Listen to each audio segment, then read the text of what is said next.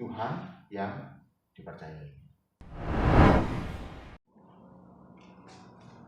Jadi shalom, perkenalkan saya Angelia Pintauli-Ritama dan ini Irene Alexandra Sisia Modulano. Kami perwakilan dari WDK 3 kelompok 18.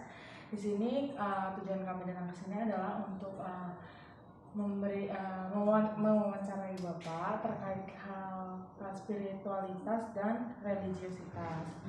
Nah, kami kelompok kami sudah menyiapkan beberapa pertanyaan terkait hal itu. Jadi apakah Bapak bersedia untuk kami wawancara? Boleh. Ya. Baik, Pak. Untuk pertanyaannya. Oke, bisa langsung kita mulai ya, Pak. Yang pertama itu kami ingin menanyakan tentang pandangan Bapak terkait apa itu spiritualitas. Maaf, Pak. Apa pandangan Bapak terkait apa itu spiritualitas? Oke, ya, spiritualitas ya. Nah, spiritualitas itu asal kata dari spirit ya. Berarti roh ya kan. Nah, kalau spiritualitas itu artinya ya pola hidup yang dipimpin oleh roh. Nah, bagaimana seseorang itu dipimpin oleh Roh Kudus gitu. Nah, kalau di dalam kekristenan kan Roh Kudus ya kan. Nah, bagaimana seseorang itu dipimpin oleh Roh Kudus? Mengapa seseorang itu perlu Roh Kudus? Nah, ini kan ada kisahnya di dalam Alkitab ya. Nah, Alkitab itu mengisahkan tentang generatif. Pernah mendengar generatif? Belum. Generatif ya. Kerangka generatif itu kan creation, fall, redemption, dan consummation ya, atau glorification ya kan. Nah, manusia ini kan diciptakan oleh Allah serupa dan segambar dengan Allah. Nah, tentu Tuhan mempunyai maksud dan tujuan ketika Tuhan menciptakan manusia, yaitu untuk apa? Ya, untuk menjadi rekan sekerja Allah. Karena Allah itu menciptakan dunia ini dan termasuk manusia. Nah, maka ketika ketika Tuhan menciptakan manusia, maka Tuhan menghendaki manusia itu mengemban mengemban mandat budaya dan mandat karya di dalamnya. Nah, di dalam ini ringkasnya itu akhirnya manusia ternyata tidak bisa taat kepada Tuhan ya. Dia jatuh ke dalam dosa. Nah, kenapa kok manusia bisa jatuh ke dalam dosa ya? Karena manusia ada kemampuan untuk itu ya. Jadi manusia waktu diciptakan dia bisa taat, bisa tidak taat. Pose non pecare ya. Nah, tapi begitu manusia jatuh ke dalam dosa, fall ya, dari creation sekarang fall, ketika jatuh dalam dosa, manusia itu ada di dalam posisi tidak bisa tidak berdosa. Non pose non pecare. Oke, sampai di sini ngerti ya.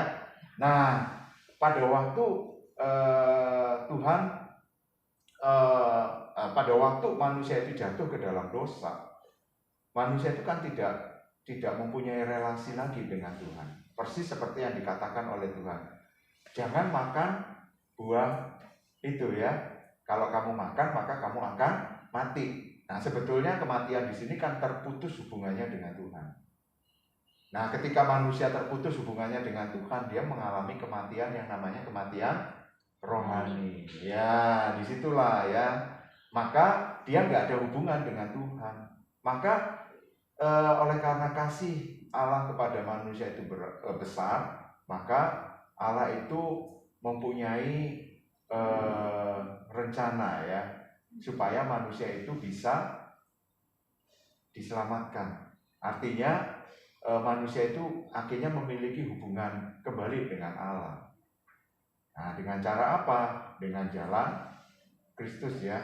Kristus diutus ke dalam dunia ini untuk mati, menderita, mati di atas kayu salib, dan kemudian bangkit pada hari yang ketiga, dan kemudian naik ke surga. Nah, di dalam jalan inilah manusia itu diselamatkan. Artinya siapa yang percaya kepada Tuhan, Yohanes 3 ayat 16. Karena begitu besar kasih Allah akan dunia ini, sehingga ia mengaruniakan anaknya yang tunggal, supaya orang yang percaya kepadanya tidak binasa, melainkan beroleh hidup yang kekal.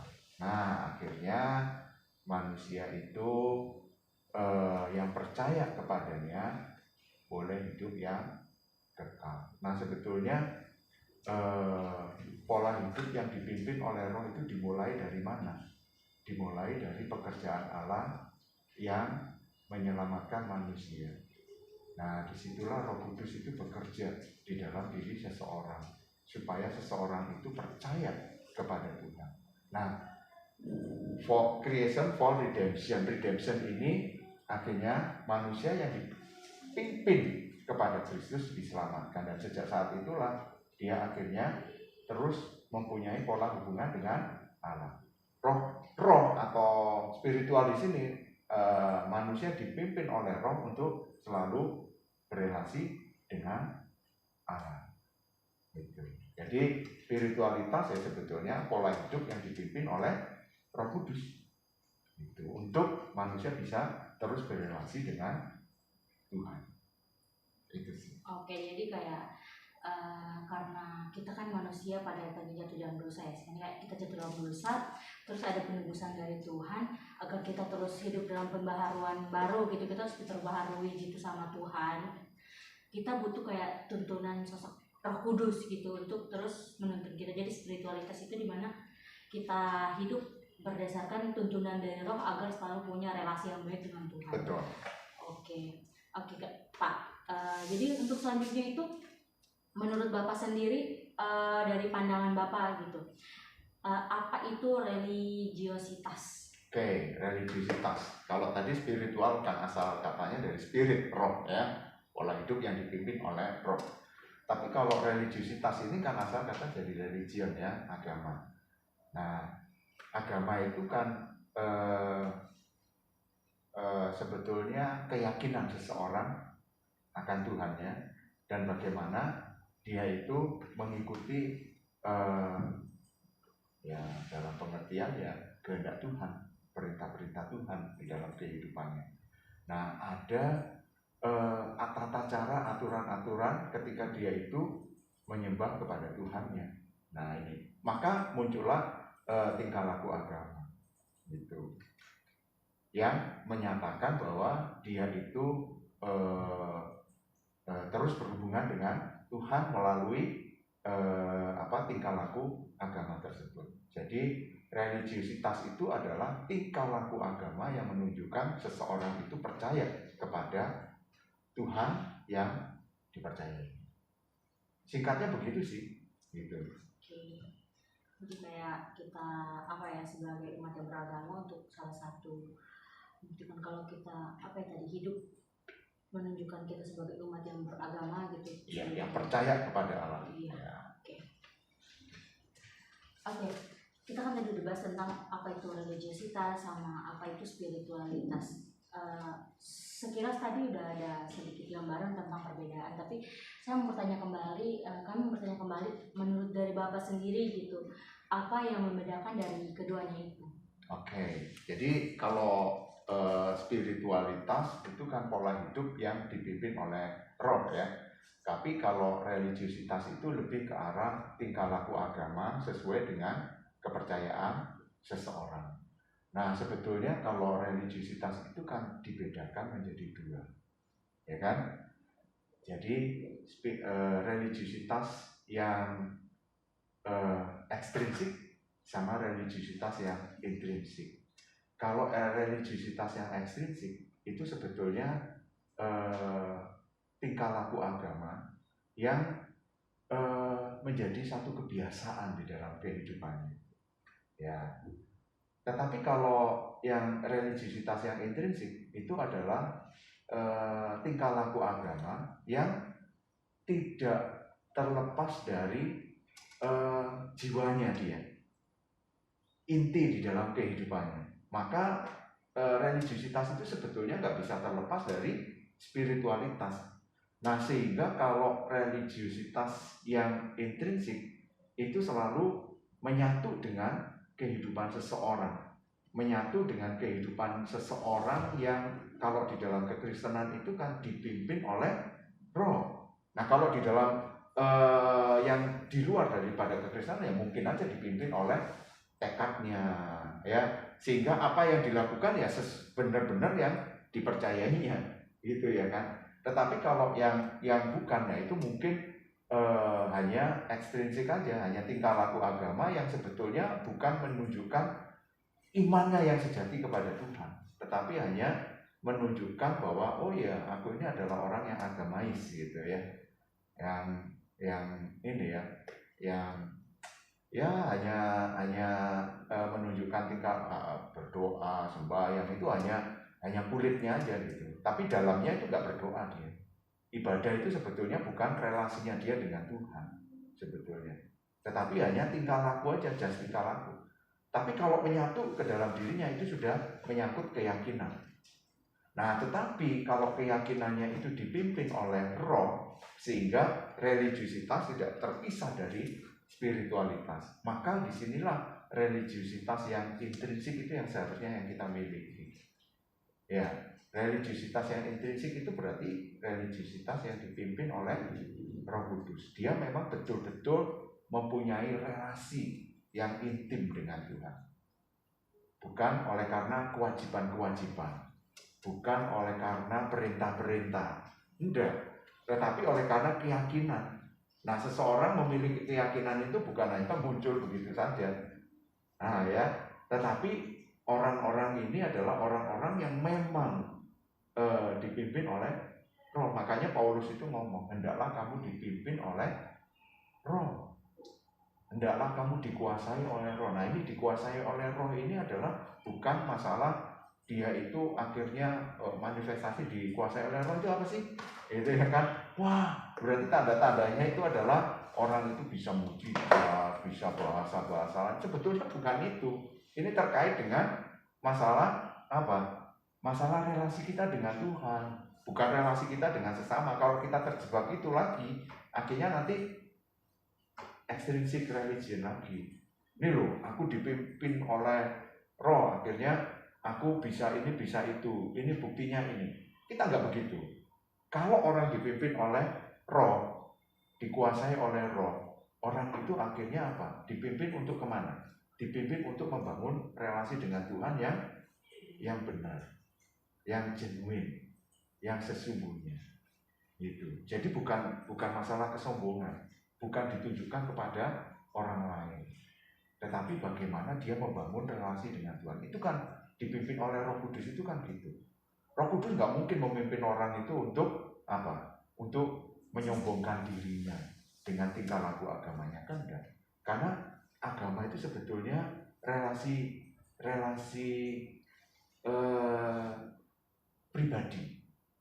pribadi seseorang dengan Tuhannya, sehingga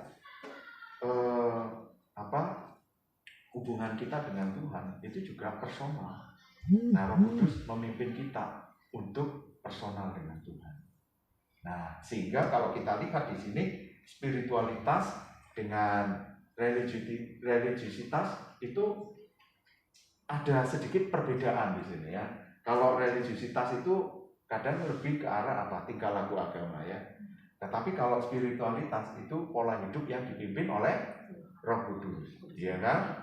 Nah, tetapi religiusitas ini tidak bisa dipisahkan dengan spiritualitas ini tidak bisa dipisahkan dari religiusitas. Kenapa? Karena Roh Kudus yang memimpin kepada Allah, memimpin seseorang untuk berrelasi kepada Allah, itu pasti ditunjukkan dengan tingkah laku agama.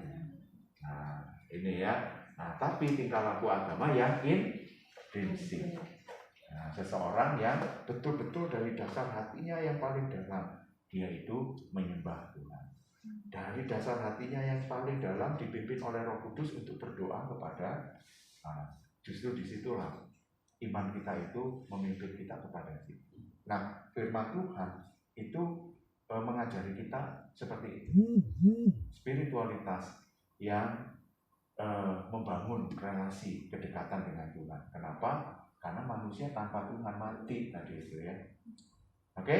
Itu. Oke Pak, berarti kayak dia sebenarnya berbeda tapi punya hubungan yang berkesinambungan gitu, nggak bisa terlepas, kayak dia nggak bisa satu-satu gitu, nggak bisa dipisahin. Aku kayak spiritualitas doang, terus doang, jadi kayak harus sama-sama sejalan gitu. Ketika kita bilang kita kita menjalankan tingkah laku kita sebagai kayak menunjukkan kalau kita ini Kristen, kekristenan kita harus memang menunjukkan kayak nggak cuma sekedar kata-kata gitu kayak formalitas atau sebatas pencitraan di depan orang-orang banyak gitu. Menunjukkan kalau aku Kristen, aku berdoa, aku ibadah tiap minggu, tapi kita benar-benar menunjukkan apa ketika kita berdoa, ketika kita melakukan segala sesuatu itu benar-benar karena dari tuntunan Roh Kudus dan bukan karena untuk manusia aja, tapi benar-benar untuk Tuhan dan berdasarkan pimpinan dari Roh Kudus gitu. Jadi mereka benar-benar kayak punya hubungan yang saling terkait. Dan kalau yang aku tangkap dari apa yang Bapak bilang, jadi kayak kita sebagai umat Kristen yang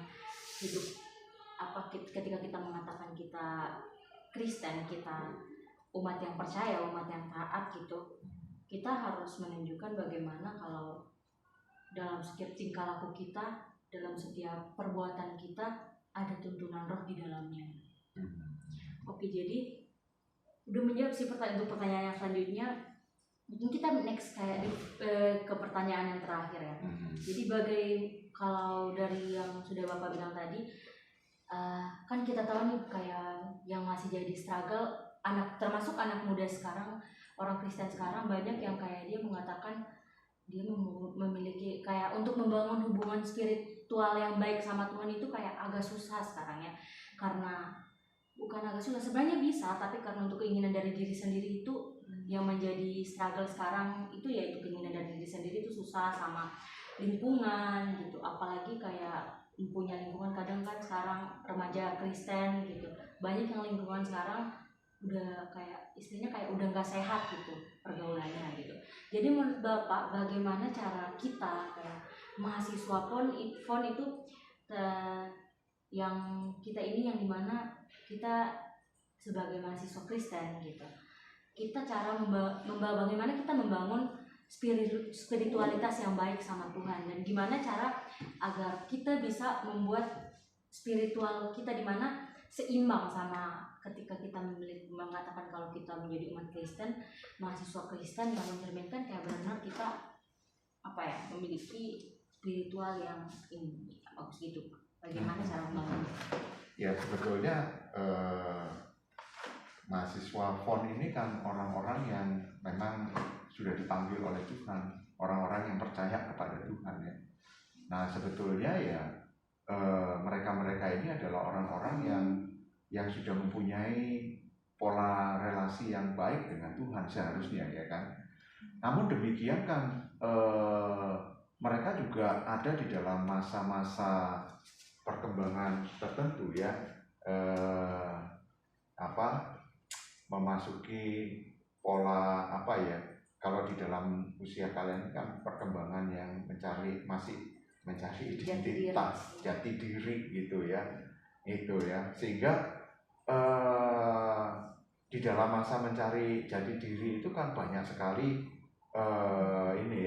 lika-likunya. Lebih-lebih sekarang ini kan teknologi banyak sekali ya, teknologi, kemudian informasi digabung dengan cita-cita dan banyak hal di dalam diri ini kan banyak menyimpangkan kita gitu ya, dan banyak yang namanya juga lagi mencari ya, berarti kan lagi proses untuk menemukan.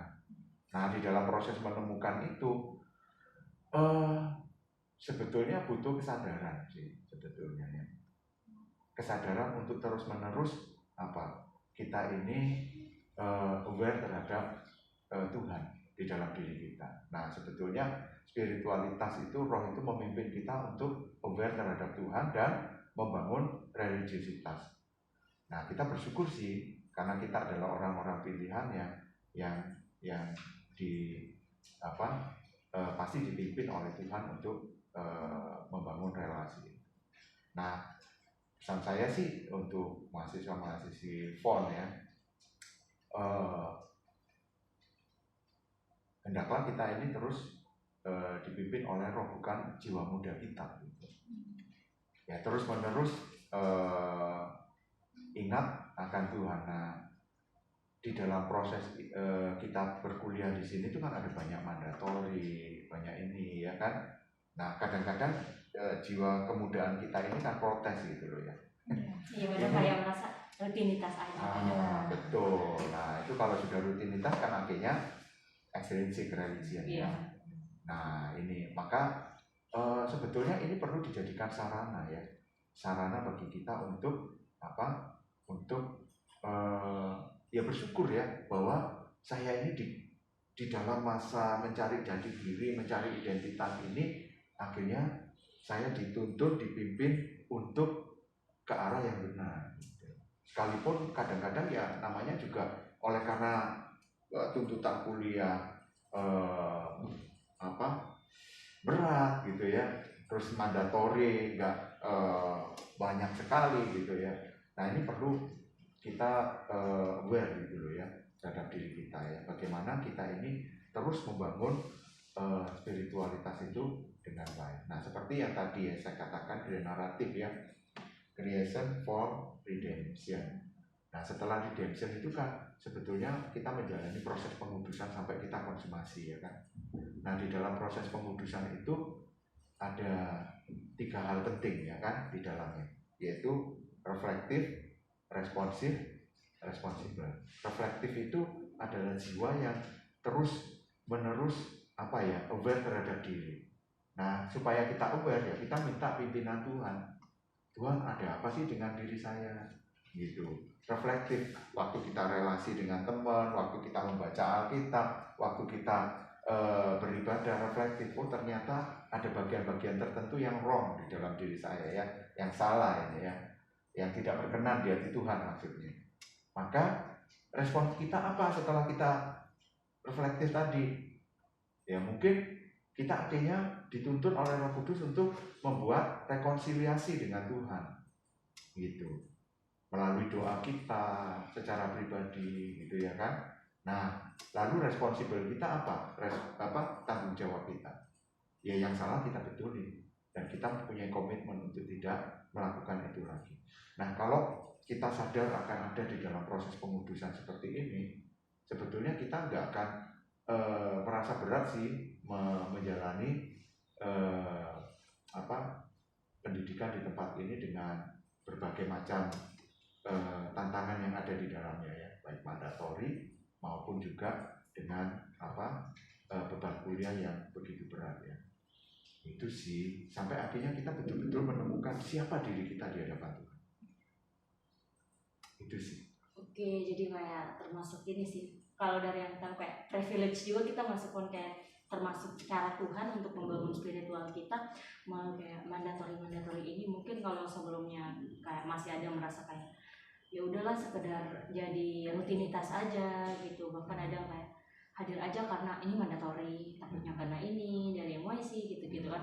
Tapi sebenarnya dari sini tuh termasuk privilege dari Tuhan buat kita untuk dengan kita ibadah-ibadah yang dijadikan mandatori ini, kita bisa semakin membangun spiritual kita yang lebih baik lagi gitu. Kita semakin menghadirkan Roh Kudus dalam kehidupan kita yang bisa membuat kita menjadikan ini loh, kita remaja Kristen yang benar-benar kayak gak cuma dari perkataan, gak cuma dari tingkah laku yang sekedar kita ngomong aja, tapi benar-benar itu lahirnya dari Roh Kudus itu sendiri. Oke, baik Pak. Jadi mungkin sekian pertanyaan yang dapat kami ajukan. Jawabannya juga tentunya menginspirasi kami juga mahasiswa PON ya. Mungkin dari sini kami bisa lebih belajar lagi, bisa lebih memperdalam iman kami lagi, biar spiritualitas kami bisa lebih tumbuh lagi gitu ke depannya. Oke Pak, jadi terima kasih atas waktunya. Ya terima kasih sudah meluangkan waktu kami dari nggak bisa bagian, cuma semoga apa yang sudah Bapak bagikan bisa berguna juga selain untuk kami ketika kami membuka nanti tugas kami, kayak dilihat sama teman-teman kami juga bisa membagi menjadi insight baru dalam kehidupan nggak cuma kami tapi sama teman-teman kami di luar sana gitu ke depannya bisa juga. Oke. Sekian dari kelompok 18, terima kasih banyak. Terima kasih.